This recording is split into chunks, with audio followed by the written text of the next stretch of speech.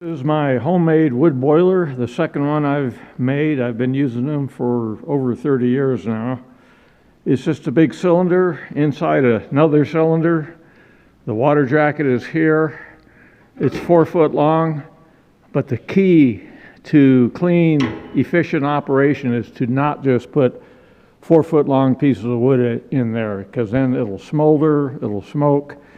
I keep shorter pieces of wood, 16 inches or so, and the outside air intake, actually the intake air, runs along the length of the firebox, so it kind of preheats it, and then it shoots out the side here. You can see that slot, and then I get this kind of a swirling action, and the rest of the firebox is not used for wood. It's just basically flame path.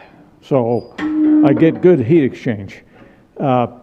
Aquastat kicks on, I think at 110, I think it is, and it goes up to a copper coil, 100 foot of type K copper, 1 inch, soft copper. I just pulled it right out of the box and coiled it and stuck it in here basically.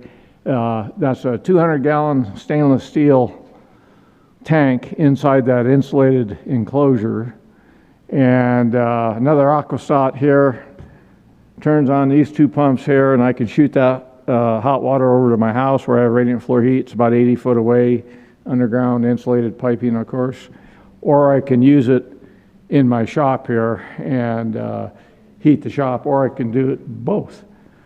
Outside air intake, I keep saying that, but it doesn't come from the outside. It comes from right here inside the shop. That's my turbo mode. When I'm starting a fire, I can turn that on for a minute or two and it starts right quick. I don't leave it on very long because it'll just turn that stovepipe red hot. In addition to that,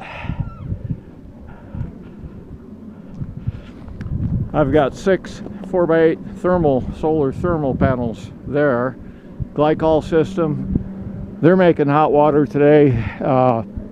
The key for all this working at top efficiency is not to make hot water, to make lots of warm water. It's a lot more productive than smaller amounts of real hot water. Then in here, now this is looking pretty crude. And it is crude, but it works, and it has worked for 12 years. Normally that pump and those hoses aren't there, but I just primed and filled the system up for the winter. During the summer I drain it out because I have no way to control it. Basically, I put all the hot water it makes as soon as it makes it directly into the floor. This is addressing the radiant panels, the thermal panels. And that's it. It all works in conjunction with the wood boiler.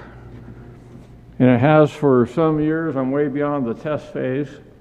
And the first boiler I made, I had about 300 bucks in it, and about 28, 30 years later I sold it for 300 bucks. This one here, I've got about 1,000 in it. Got a deal on it, but still not too much. 1,000, maybe 1,200. And it's working great.